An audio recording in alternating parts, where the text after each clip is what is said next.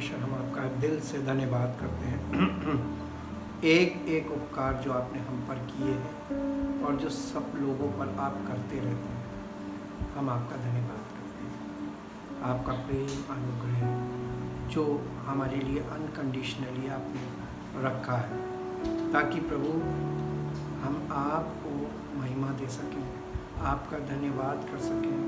और जो कोई आपकी शरण में आता है उसे आप अपने बेटे की जगह ग्रहण करते हैं, जिसको आपने हम सब के लिए बलिदान किया, ताकि प्रभु हम सब का जीवन आपकी महिमा का कारण बने और इस धरती पर आपके राज्य का विस्तार हो। हमारे जीवन से आपकी महिमा प्रकट हो और सारा आदर सारी महिमा आप ही को मिले। आप योग्य हैं और आप सामर्थ्य से भरपूर हैं और आप प्रेम से भी भरपूर हैं। आपकी महिमा परम्पार है, इसलिए हम सब बातों में आपको आदर देते हुए इस प्रार्थना को आपके इकलौते पुत्र प्रभु यीशु मसीह के नाम से मांगते हैं, आमीन। सबको जय मसीह की। परमेश्वर का धन्यवाद हो, उसकी बड़ाई हो, क्योंकि वो धन्यवाद के योग्य और बड़ाई के योग्य परमेश्वर है। आज हम आपके साथ एक और विषय को लेकर आए हैं, जो हमारे आत्मिक जीवन की शुरुआत उसी के द्वारा होती है और उसके बिना हमारा आत्मिक जीवन शुरू ही नहीं हो सकता। और उस विषय पर हम थोड़ा सा मनन करेंगे और परमेश्वर के वचन को पवित्र आत्मा की रोशनी में चलकर देखेंगे, ताकि हम सब का जीवन परमेश्वर की ज्योति से भरपूर हो, हमारी सोच में परमेश्वर की रोशनी पाई जाए।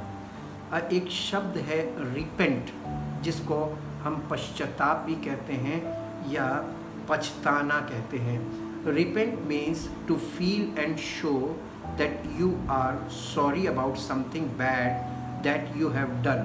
तुमने कुछ ऐसा किया जिसके लिए तुम्हें पछतावा हो रहा है, यानी पछताना, पश्चाताप करना किसी बुरे काम के लिए। इसी से मिलता जुलता वर्ड है रिग्रेट, किसी बुरे काम के लिए, यानी रिग्रेट अर्थात खेद प्रकट करना।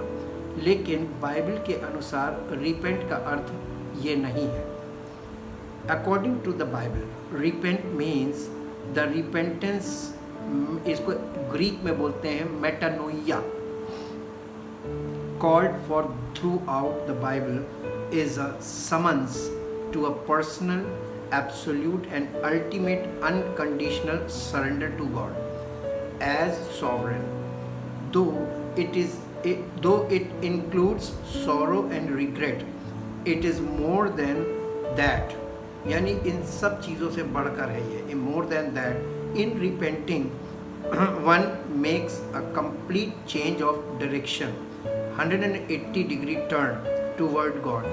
परमेश्वर की तरफ 180 डिग्री मुड़ जाना, यानी जिस दिशा में हमारा मुंह है उस दिशा में हमारी पीठ हो जाना, और जिस दिशा में हमारी पीठ है उस दिशा में हमारा मुंह जाना, उल्टे मुड़ जाना। बाइबल के अनुसार पश्चाताप का अर्थ है परमेश्वर की ओर से बुलावा या बुलाया जाना, ताकि व्यक्ति पूरे हृदय से, व्यक्तिगत रूप से, बिना किसी शर्त के अपने आप को संपूर्ण रूप से परमेश्वर को समर्पित करे और परमेश्वर को अपने जीवन पर पूर्ण अधिकार दे, कि परमेश्वर उस व्यक्ति के जीवन को अपनी इच्छा के अनुसार चलाए। अर्थात किसी व्यक्ति का मन और जीवन का उद्देश्य बदल जाना और उसके अंदर परमेश्वर का मन और उद्देश्य आ जाना। बजाय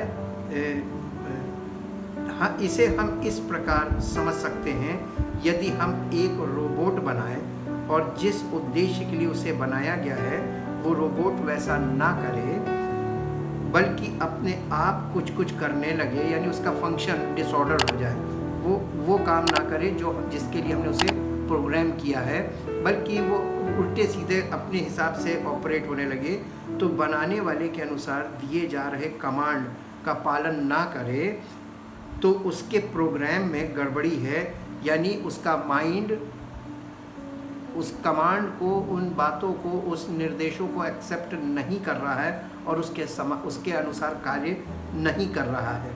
ऐसी दशा में बनाने वाला उसे फिर से प्रोग्रामिंग को रीसेट करता है रोबोट के प्रोसेसर को रीसेट करना या रीप्रोग्राम करना एक प्रकार से रिपेंट ही है, पश्चाताप करना ही है।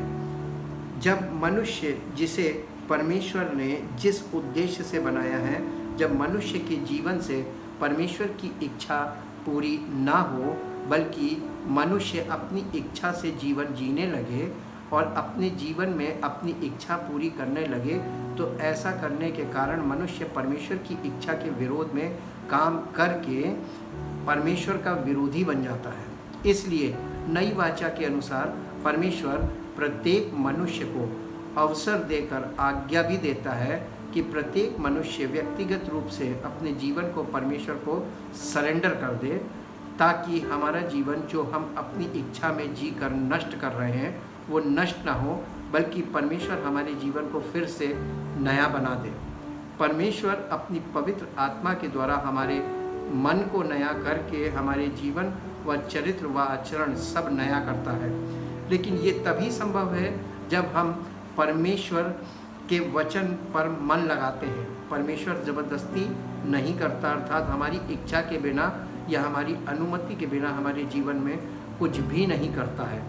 जब तक कोई व्यक्ति परमेश्वर को अनुमति नहीं देता है कि परमेश्वर उसके जीवन में कुछ बदलाव का कार्य करे, इस पूरी प्रक्रिया या प्रोसेस को रिपेंट या मन फिराना कहते हैं। प्रेरितों के काम 17 अध्याय के 30 पद में पौलुस प्रेरित ने इस प्रकार से लिखा है। प्रेरितों के काम 17 अध्याय 30 पद। असल में ये पुस्तक लूका जो जिसने लूका रचित सुसमाचार लिखा है, उसी व्यक्ति ने इस पुस्तक को भी लिखा है, प्रेरितों के काम को। प्रेरितों के काम उसके 17 अध्याय के 30 पद में यहाँ इस प्रकार से लिखा हुआ है, इसलिए परमेश्वर ने अज्ञानता के समयों पर ध्यान नहीं दिया, पर अब हर जगह सब मनुष्यों को मन फिराने की आज्ञा देता है। यहाँ पर हमको जो ध्यान देने वाली बात है, अगर हम इस पद को उर्दू में पढ़ें तो इसमें उर्दू में इस प्रकार से लिखा, उर्दू बाइबल में, उर्दू में प्रेरितों के काम को आमाल की किताब कहते हैं। आमाल की किताब 17 अध्याय उसके 30 पद में, पस खुदा जहालत के वक्तों से, यानी अज्ञानता का समय जो है वो जहालत कहलाता है। जहालत, अज्ञानता जो है वो एक प्रकार की जहालत है, और जहालत से ही शब्द बनता है जाहिल, यानी जो अज्ञानी लोग होते हैं उनको साधारण रूप से जाहिल कहा जाता है। जाहिल का मतलब होता है जिसको इल्म नहीं है या जिसको जानकारी नहीं है। जानकारी ना होना ये जहालत है। इसलिए यहाँ पर लिखा है, पस खुदा जहालत के वक्तों से चश्म पोशी करके, चश्म पोशी जैसे हिंदी में लिखा आना कानी करके, चश्म पोशी का मतलब होता है देखकर अनदेखा करना। परमेश्वर देख रहा है सबको कि सब गलत कर रहे हैं, सब अपने मन की कर रहे हैं, लेकिन फिर भी वो चश्म पोशी कर रहा है, यानी आनाकानी कर रहा है, जैसे कि वो कुछ देख ही नहीं रहा है, उसको कुछ नहीं मालूम है। ये चश्म पोशी का अर्थ होता है। जहालत के वक्तों से चश्म पोशी करके अब सब आदमियों को हर जगह हुक्म देता है कि तौबा करें। तौबा करने का मतलब ये नहीं है कि रिग्रेट करना या पछतावा करना, माफ़ी मांग लेना, और ये हल्के में लोग लेते हैं। पर बाइबल के अनुसार पश्चाताप का गहरा मतलब है, और पश्चाताप कार्य नहीं है। पश्चाताप एक प्रोसेस है, एक प्रक्रिया है। उस प्रक्रिया में से गुजरना ये पश्चाताप कहलाता है, रिपेंटेंस कहलाता है, या तौबा कहलाता है। इसको हम और दूसरी आयतों में भी देखेंगे परमेश्वर के वचन से। लूका रचित सुसमाचार उसके इसको इंग्लिश एम्प्लीफाइड में भी चल के देखेंगे। The book of Acts chapter 17 verse 30, book of Acts chapter 17 verse 30, और यहाँ पर इस प्रकार से लिखा है, such former ages of ignorance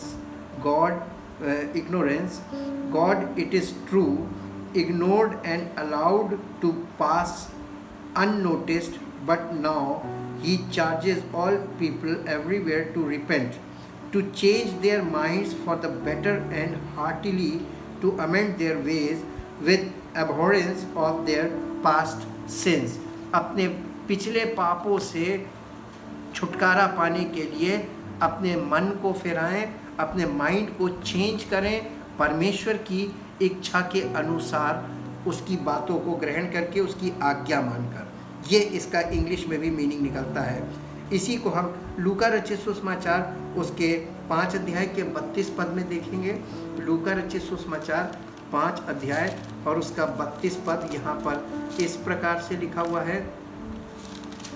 लूका 5:32 और यहाँ पर लिखा है, मैं धर्मियों को नहीं परंतु पापियों को मन फिराने के लिए बुलाने आया हूँ। किसने कहा? किसने कहा? ये बात यीशु मसीह ने कही और यीशु मसीह ने कहा कि मैं धर्मियों को नहीं परंतु पापियों को मन फिराने के लिए बुलाने आया हूँ। यीशु मसीह धर्म परिवर्तित करने के लिए लोगों का धर्म परिवर्तित कराने नहीं आया था। यीशु मसीह लोगों को परमेश्वर पिता से मिलाने के लिए आया था और उसके मिलाने के लिए सबसे पहला कार्य जो करना था परमेश्वर से जुड़ने के लिए, और वो था मन फिराना। किस चीज़ से मन फिराना? अभी आपके माइंड में परमेश्वर को लेकर क्या विचार हैं? आप परमेश्वर को किस तरीके से देखते हैं? आप परमेश्वर को किस चीज़ को आप परमेश्वर का दर्जा देते हैं?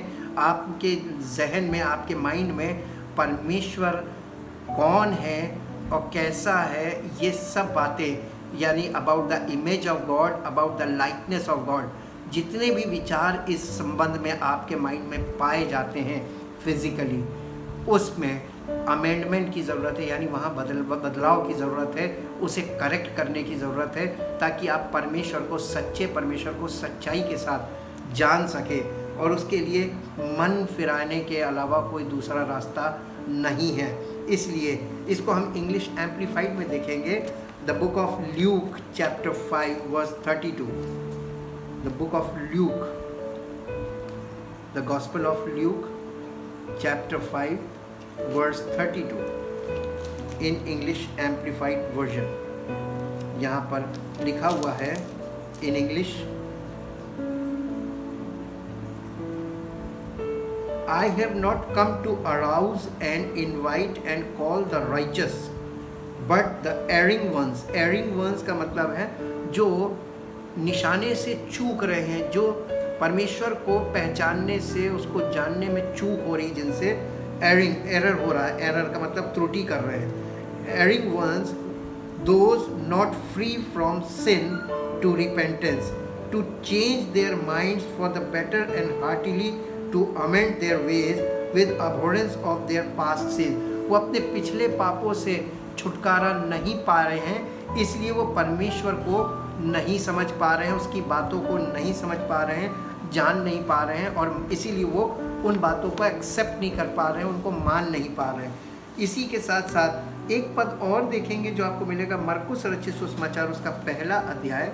मरकुस रचित सुसमाचार उसका पहला अध्याय और उसका 15 पद यहाँ पर देखेंगे। मरकुस रचित सुसमाचार उसका पहला अध्याय और उसके 15 पद में इस प्रकार से लिखा हुआ है,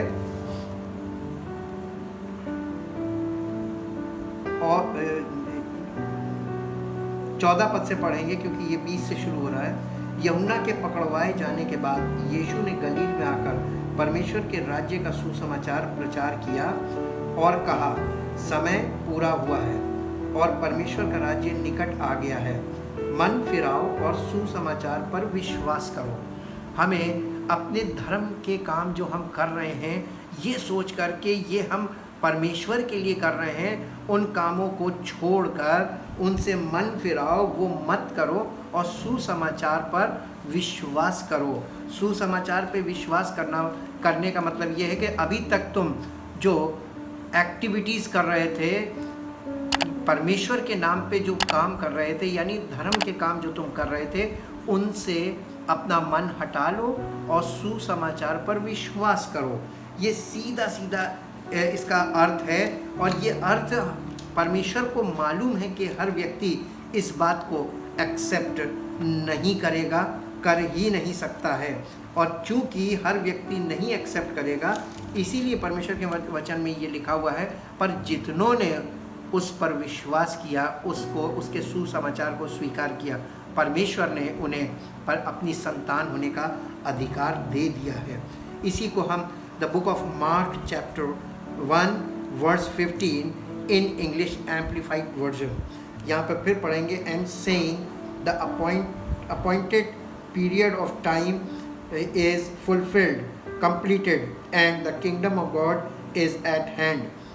Repent, have a change of mind which issues to regret for past sins and in change of conduct for the better, and believe, trust in, rely on and adhere to the good news, the gospel. यानी सुसमाचार पर यकीन करो, उस पर भरोसा करो, और वो सब काम जो तुम कर रहे हो धर्म के नाम पर, उन सब कामों को छोड़ दो। और ये वाला काम केवल पापी लोग ही कर सकते हैं। पापी व्यक्ति को तुरंत बात चुभती कि हाँ हम पापी हैं, लेकिन जो ये नहीं मानने को तैयार है कि हम पापी हैं, अपने आप को धर्मी समझता है, वो इस बात को हरगिज़ एक्सेप्ट नहीं करेगा। लूका रचित सुसमाचार उसके 15 अध्याय का 7 पद देखेंगे। लूका रचित सुसमाचार उसका 15 अध्याय और उसका 7 पद, 7th वर्स, 15 अध्याय का 7 पद में लिखा हुआ है। लूका 15:7, मैं तुमसे कहता हूँ कि इसी रीति से एक मन फिराने वाले पापी के विषय में भी स्वर्ग में इतना ही आनंद होगा जितना कि 99 ऐसे धर्मियों के विषय नहीं होता जिन्हें मन फिराने की आवश्यकता नहीं। अगर कोई व्यक्ति ये सोचता हमें मन फिराने की आवश्यकता नहीं, तो ये समझ लीजिए परमेश्वर ऐसे व्यक्ति को कभी भी स्वीकार नहीं करेगा, क्योंकि परमेश्वर ने अपने यहाँ का हाल बता दिया है स्वर्ग का, कि जब एक पापी व्यक्ति मन फिराता है तो स्वर्ग में आनंद मनाया जाता है। दूसरा कुरिन्थियों 7 अध्याय और उसका 10 पद, दूसरा कुरिन्थियों 7 अध्याय और उसके 10 पद में इस प्रकार से लिखा हुआ है। दूसरा कुरिन्थियों 7 अध्याय और उसका 10 पद, क्योंकि परमेश्वर भक्ति का शोक ऐसा पश्चाताप उत्पन्न करता है जिसका परिणाम उद्धार है, और फिर उससे पछताना नहीं पड़ता, परंतु सांसारिक शोक मृत्यु उत्पन्न करता है। इसको इंग्लिश एम्पलीफाइड वर्जन में भी पढ़ेंगे। 2 Corinthians chapter 7 verse 10, 2 Corinthians chapter 7 verse 10, for godly grief and the pain God is permitted to direct produce a repentance that leads and contributes to salvation and deliverance from evil, and it never brings regret, but worldly grief, the hopeless sorrow that is characteristic of the pagan world, is deadly, breeding and ending in death. यानी संसार में जो जिस प्रकार का पश्चाताप लोग कर रहे हैं कि आज कहते हैं हम नहीं करेंगे और फिर करते हैं, इस प्रकार का पश्चाताप जो है वो मृत्यु को उत्पन्न करता है। लेकिन परमेश्वर भक्ति जब हम करते हैं और उसके अंतर्गत हम किसी चीज़ से मन फिराते हैं, तो परमेश्वर पवित्र आत्मा के द्वारा हमें सामर्थ्य देता है कि हम दोबारा उस चीज़ की तरफ ना जाएं, या दोबारा वो चीज़ हमको उसकी आवश्यकता ना पड़े। प्रेरितों के काम 3 अध्याय, इसका इफेक्ट क्या होता है, रिपेंटेंस का क्या प्रभाव हमारे जीवन में पड़ता है, उससे हमारे जीवन को क्या मिलता है। कहने का मतलब ये, आपके मतलब की बात ही परमेश्वर करता है। परमेश्वर हमारे और आपके मतलब की बात करता है, लेकिन हमें इसलिए नहीं समझ में आती क्योंकि बिना पवित्र आत्मा के परमेश्वर की आत्मा की बातें समझ में नहीं आती। प्रेरितों काम 3 अध्याय का 19 पद यहाँ पर इस प्रकार से लिखा हुआ है। 3 अध्याय और उसका 19 पद यहाँ लिखा है, इसलिए मन फिराओ और लौट आओ कि तुम्हारे पाप मिटाए जाएं, जिससे प्रभु के सम्मुख से विश्रांति के दिन आए। इसलिए मन फिराओ और लौट आओ। मन फिराने में दो काम हो रहे हैं। पहली चीज़ तो हमें मन भी फिराना है, दूसरी चीज़ हमें कहीं लौट कर जाना है जहाँ से हम भाग रहे थे। अक्सर लोग परमेश्वर से दूर भागते हैं, परमेश्वर की बातों से दूर भागते हैं, परमेश्वर की बातों को सुनना नहीं चाहते, उन्हें समझना नहीं चाहते, उसमें मन नहीं लगाना चाहते। लेकिन परमेश्वर का यहाँ पे परमेश्वर के वचन में लिखा है, इसलिए मन फिराओ और लौटाओ। बिना मन फिराए कोई परमेश्वर के पास लौट नहीं सकता। और अगर आप बिना मन फिराए लौटेंगे तो परमेश्वर आपको एक्सेप्ट ही नहीं करेगा। पहली चीज़ तो आप बिना मन फिराए परमेश्वर के पास नहीं लौट सकते, क्योंकि परमेश्वर आत्मा है और आप बिना मन फिराए परमेश्वर जो आत्मा है उसके पास नहीं आ सकते। और फिर दूसरी बात लिखी है कि तुम्हारे पाप लौट आओ ताकि तुम्हारे पाप मिटाए जाएं। हम अपने पापों को नहीं मिटा सकते, परमेश्वर अब सामर्थी है और वही हमारे पापों को मिटाता है, जिससे कि प्रभु के सम्मुख से विश्रांति के दिन आए। विश्रांति का मतलब खुशी के दिन आए, शांति और आनंद के दिन आए। सब लोग अच्छे दिन की कामना तो कर रहे हैं, लेकिन अच्छे दिन चाहता कोई नहीं है, क्योंकि परमेश्वर हमें अच्छे दिनों के लिए ही मन फिराने को कह रहा था कि हमारे जीवन में अच्छे दिन आए, विश्रांति के दिन। दूसरा पत्रस 3 अध्याय का 9 पद, इसको हम इंग्लिश एम्प्लीफाइड वर्जन में भी देखेंगे। The book of Acts chapter 3 verse 19 in English amplified version.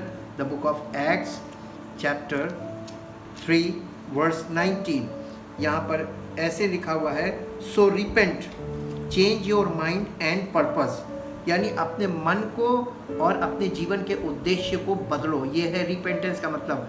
जब हम रिपेंटेंस में चलते हैं, ये एक प्रोसेस है, एक दिन में नहीं होता, एक बार में भी नहीं होता, हमें इसमें से हो के गुजरना पड़ता है। और जब हम रिपेंटेंस की दशा में होते हैं तो हम हर चीज़ को बहुत ध्यान देते हैं, खास तौर से परमेश्वर के वचन को, और क्या चीज़ परमेश्वर के अकॉर्डिंग हमारे जीवन में नहीं है उस पर ध्यान करते हैं। So repent, change your mind and purpose, turn around and return to God that your sins may be erased, blotted out, wiped clean, that times of refreshing, of recovering from the effects of heat, of reviving with fresh air may come from the presence of the Lord। परमेश्वर की उपस्थिति के द्वारा तुम्हारे जीवन में परमेश्वर की सामर्थ्य और वो नई चीज़ें जो परमेश्वर ने तुम्हारे लिए आशीषें रखी वो तुम प्राप्त करने पाओ। दूसरा पत्रस 3 अध्याय का 9 पद पढ़ेंगे। दूसरा पत्रस 3 अध्याय और उसका 9 पद यहाँ पर इस प्रकार से लिखा हुआ है। दूसरा पत्रस 3 अध्याय और उसके 9 पद में लिखा है, प्रभु अपनी प्रतिज्ञा के विषय में देर नहीं करता जैसी देर कुछ लोग समझते हैं, पर तुम्हारे विषय में धीरज धरता है और नहीं चाहता कि कोई नष्ट हो, वरन ये कि सबको मन फिराव का अवसर मिले। प्रभु परमेश्वर के यहाँ देरी नहीं है। देरी कहाँ से हो रही है? देरी हमारी तरफ से है। परमेश्वर अपने वायदों को पूरा करने में देरी बिल्कुल भी नहीं करता, लेकिन हम परमेश्वर के वायदों के योग्य बनने में देरी अवश्य करते हैं। हम परमेश्वर की बातों को एक्सेप्ट करने में देरी करते हैं। हम परमेश्वर के अनुसार जीवन शुरू करने में देरी करते हैं, और देरी हमारी तरफ से होती है और हम सोचते हैं कि देरी परमेश्वर की ओर से है। जी नहीं, परमेश्वर ने सब कुछ रेडी कर दिया है, अब वो इंतज़ार ही तो कर रहा है। और हम जो परमेश्वर का इंतज़ार भी नहीं करते, और हम जो जीवन में सिर्फ दौड़ने में विश्वास करते हैं, स्पीड में चल रहे हैं, हम परमेश्वर की बातों को एक्सेप्ट करने में, उनको मानने में, उनको अपने हृदय को तैयार करने में देरी लगाते हैं। इसी को हम 2 Peter chapter 3 verse 9 in English amplified version, the Lord does not delay and is not tardy or slow about what he promises according to some people's conception of slowness. बहुत से लोगों के दिमाग में ये कॉन्सेप्ट है कि परमेश्वर देरी करता है। जी नहीं, परमेश्वर नहीं देरी कर रहा है, देरी हम कर रहे हैं। कैसे?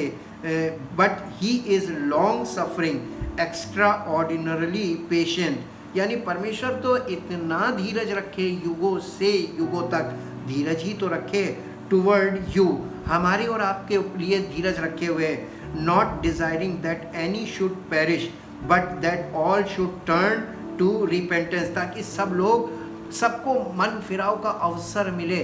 परमेश्वर हमें अवसर दे रहा है मन फिराव का, और हम पूरा अवसर बर्बाद कर देते हैं लेकिन मन नहीं फिराते हैं। हम सारे कर्म कर लेते हैं लेकिन मन नहीं फिराते हैं। हम कर्म में जितना समय लगा रहे हैं, अपनी शरीर की जितनी एनर्जी कर्म करने में लगा रहे हैं, अगर हुक्म मानने में लगाएं और परमेश्वर की आज्ञा को मान लें तो परमेश्वर के वायदे हमारे जीवन में तुरंत पूरे हो सकते हैं। क्या हम कहाँ पे क्या कर रहे हैं? लूका रचित सुसमाचार 3 अध्याय का 8 पद देखेंगे। लूका रचित सुसमाचार उसके 3 अध्याय का 8 पद यहाँ पर इस प्रकार से लिखा हुआ है। 3 अध्याय और उसके 8 पद में, लूका रचित सुसमाचार 3 अध्याय और उसके 8 पद में लिखा है, अतः मन फिराव के योग्य फल लाओ और अपने अपने मन में ये ना सोचो कि हमारा पिता अब्राहम है, क्योंकि मैं तुमसे कहता हूँ कि परमेश्वर इन पत्थरों से अब्राहम के लिए संतान उत्पन्न कर सकता है। परमेश्वर अब्राहम के लिए संतान उत्पन्न करेगा, पत्थरों से कर देगा। इसलिए कभी ये मत सोचो कि हम अब्राहम की संतान हैं, हमें मन फिराने की ज़रूरत नहीं है, बल्कि हर मनुष्य को मन फिराने की ज़रूरत है अगर वो चाहता है कि परमेश्वर से उसको कुछ प्राप्त हो और अच्छे दिन आए और उसके जीवन में खुशी और आनंद का अनुभव उसे प्राप्त हो। प्रेरितों काम 19 अध्याय के 4 पद में लिखेंगे। प्रेरितों काम 19 अध्याय और उसके 4 पद में यहाँ पर इस प्रकार से लिखा हुआ है,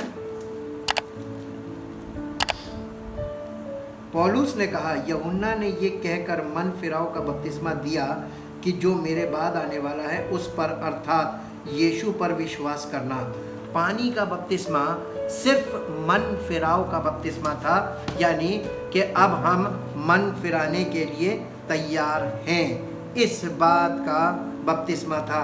लेकिन यीशु मसीह का बपतिस्मा मन फिराने के बाद मिलने वाला बपतिस्मा है, यानी पवित्र आत्मा जो व्यक्ति मन फिरा लेता है उसको ये वाला बपतिस्मा परमेश्वर की ओर से दिया जाता है कि मन फिर गया है, इस व्यक्ति का मन फिर गया है। The book of Acts chapter 19 verse 4 in English Amplified Version, हम इसमें देखेंगे, and Paul said, John baptized with the baptism of repentance, continually telling the people that they should believe in the one who was to come after him, that is in Jesus, having a conviction full of joyful trust that he is Christ, the Messiah, and being obedient to him। यानी यीशु मसीह के आज्ञाकारी बनने के लिए हम मन फिरा रहे, इसके लिए पानी का बपतिस्मा दिया जाता था। यानी पानी का बपतिस्मा यीशु मसीह के पास जाने तक के लिए था और यीशु मसीह पर विश्वास करने के लिए था, और जो यीशु मसीह पर विश्वास कर लेता है उसको यीशु मसीह पवित्र आत्मा का बपतिस्मा देकर सिद्ध करता है कि मैंने इसको ग्रहण कर लिया, इसके पाप मिटा दिए और अब ये परमेश्वर की संतान है। इब्रानियों की पत्री उसके 6 अध्याय के 1 और 2 पद को देखेंगे। हमें मन फिराने की आवश्यकता क्यों है? क्यों? इसलिए क्योंकि हम परमेश्वर के वचनों को जिनमें हमको गुरु हो जाना चाहिए था परमेश्वर के वचन के अनुसार, अभी भी हमको एलिमेंट्री बातें ही मालूम हैं, और हम उन बातों को जो परमेश्वर की आत्मा के द्वारा हमें मालूम होनी चाहिए थी, पवित्र आत्मा दिया ही इसलिए गया है कि हम वो उन बातों को जाने जो परमेश्वर ने हमें दी हैं। इब्रानियों की पत्री 6 अध्याय के 1 पद में लिखा है, इसलिए आओ मसीह की शिक्षा की आरंभ की बातों को छोड़कर हम सिद्धता की ओर आगे बढ़ते जाएं और मरे हुए कामों से मन फिराने और परमेश्वर पर विश्वास करने और बपतिस्मा और हाथ रखने और मरे हुओं के जी उठने और अंतिम न्याय की शिक्षा रूपी नेव फिर से न डालें। यानी हमें आज लोग जो कर रहे हैं ये सब इसी को एरर बोला गया है, एरिंग पीपल कहते हैं, जो लोग त्रुटि में फंस गए, और इस प्रकार से सब लोग त्रुटि में फंस गए और ये त्रुटि शिक्षाओं में है, और शिक्षाओं के द्वारा लोग त्रुटिपूर्ण शिक्षाओं में फंस जाने के कारण उनके विश्वास में भी त्रुटि आ गई और उनके जीवन में भी त्रुटि आ गई। उनके माइंड में जो विश्वास को लेकर या परमेश्वर के वचन को लेकर जितनी भी बातें उनके माइंड में पाई जा रही वो सब त्रुटिपूर्ण है। और इससे कैसे छुटकारा मिलेगा? इसी के लिए कहा है मन फिराओ। रिपेंटेंस बहुत ज़रूरी है, यानी रीप्रोग्रामिंग। परमेश्वर अपनी आत्मा के द्वारा हमको रीप्रोग्राम करना चाहता है, हमको फिर से नया करना मांगता है। इसीलिए परमेश्वर हमें नया मन देने का वादा कर रहा है। नई वाचा के अंतर्गत नई आत्मा देगा और हमको बिल्कुल नया बना देगा भीतर से। और हमारा जीवन भीतर में अगर हम नए हो जाएंगे तो हमारे जीवन में बाहर सब कुछ नया हो जाएगा। परमेश्वर का धन्यवाद करते हैं, उसके वचन में वायदे हैं और परमेश्वर अपने वायदों को पूरा करने में देर नहीं करता। देरी तो लोगों की तरफ से है, मनुष्यों की तरफ से है। देरी हमारी और आपकी तरफ से है। हम विचार बहुत करते हैं, हम ये सोचते हैं कि परमेश्वर ने ये बात बोली है, पता नहीं हम मान पाएंगे कि नहीं मान पाएंगे, हम कर पाएंगे कि नहीं कर पाएंगे। परमेश्वर आपको कुछ करने को नहीं कहता। परमेश्वर सिर्फ आपको ये चाहता है कि आप हृदय में परमेश्वर के वचन को ग्रहण करें और उससे सहमत हों और फिर अपने आप को समर्पित करें। हे प्रभु, मैं अपने आप को आपको दे देता हूँ ताकि आपकी इच्छा मेरे जीवन में पूरी हो और आपकी योजनाएं मेरे जीवन में लागू हो और आपकी महिमा मेरे जीवन से प्रकट हो। हमें और आपको कुछ नहीं करना है, करेगा तो परमेश्वर। लेकिन जब हम अपने आप को समर्पित कर देंगे तब, जब हम सरेंडर कर देंगे तब। हम लोग एक बात अच्छी तरीके से जानते हैं, जिस संसार में हम रहते हैं, बड़े से बड़ा क्रिमिनल जब तक कानून से भागता है, पुलिस से भागता है, पुलिस उसके पीछे लगी रहती है और जब पुलिस उसे चारों तरफ से घेर लेती है और उसके पास कोई विकल्प नहीं बचता है। अब उसके सामने दो ही विकल्प है, अगर वो भागेगा तो पुलिस उसे मार देगी, एनकाउंटर कर देगी, लेकिन अगर वो सरेंडर कर देगा तो बच जाएगा। ठीक इसी प्रकार से आत्मिक तौर पर हमारे जीवन में हम परमेश्वर से कितना भी भाग लें, ऐसा वक्त हमारे जीवन में आएगा जब हम चारों तरफ से घिर जाएंगे, भागने का कोई रास्ता नहीं होगा। अब यदि हम भागेंगे तो हमारा जीवन चला जाएगा और अगर हम सरेंडर कर देंगे तो हमारा जीवन बच जाएगा। क्यों भागिए? परमेश्वर के सामने अपने आप को समर्पित कीजिए, देखिए वो सब कुछ बदल देगा, सब कुछ बदल देगा। इसीलिए तो उसने कहा है मन फिराने को। जब आप मन फिराने को तैयार हैं तो परमेश्वर आपको नया बनाने के लिए भी तैयार है। देरी हमारी तरफ से है। जितना समय आपको चाहिए आप ले लीजिए अपने जीवन में, लेकिन ये ध्यान रखिएगा कि जितना ज़्यादा समय आप सोचने में, विचारने में लगाएंगे, उतना समय आपके जीवन से माइनस हो जाएगा। अगर आपको लगता है कि हमें परमेश्वर के आगे तुरंत समर्पण कर देना चाहिए, हमें सरेंडर कर देना चाहिए ताकि परमेश्वर का अनुग्रह हमारे जीवन में प्रकट हो, उसकी सामर्थ्य के द्वारा हमारा जीवन नया हो, तो आप अभी इस काम को कर सकते हैं, आज ही कर सकते हैं और आपको किसी मनुष्य की ज़रूरत नहीं है। परमेश्वर आपके पास है, आपके निकट है, आप परमेश्वर की उपस्थिति में हैं, क्योंकि परमेश्वर सर्वज्ञ उपस्थित है, ओमनी प्रेजेंट। आप उसकी उपस्थिति को विश्वास कीजिए कि वो उपस्थित है और उसके सामने अपने आप को समर्पित कीजिए। उससे कहिए, प्रभु मैं अपना जीवन आपको समर्पित करता हूँ, अब मैं आपसे भागूंगा नहीं, बल्कि मैं अपने आप को आपको समर्पण करके आपसे विनती करता हूँ, अनुग्रह करके अपनी महिमा को प्रकट कीजिए। मेरा जीवन आपकी महिमा का कारण बने और देखिए परमेश्वर आपके जीवन से अपनी महिमा प्रकट करेगा। हे परमपिता परमेश्वर, धन्यवाद करते हैं एक एक उपकार जो आपने हम पर किए हैं और आगे भी करेंगे। चाहते प्रभु जितने लोग इन वचनों को सुनते हैं और ध्यान से सुनते हैं, मन लगा के सुनते हैं और इसे ग्रहण करते हैं, उनके जीवन में अद्भुत आश्चर्य कर्म हो और उनका जीवन जब वो अपने आप को समर्पित करें, अपना सरेंडर करें, प्रभु आप उनके जीवन को आपके हाथों में देते हैं, आपकी सामर्थ्य प्रकट हो और उनका जीवन आपकी महिमा का कारण बने, ताकि सारा अंदर सारी महिमा हो। इस प्रार्थना को आपके इकलौते पुत्र प्रभु यीशु मसीह के नाम से मांगते हैं, आमीन। परमेश्वर आपको आशीष दे। Praise the Lord.